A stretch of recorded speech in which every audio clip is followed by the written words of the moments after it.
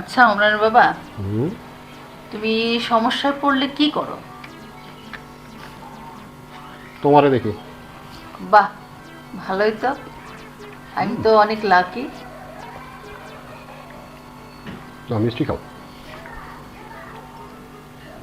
এত বড় সমস্যা নিয়ে সারাদিন সংসার করতেছি, তারপর অন্য সমস্যা দেখলে তো যাই হোক।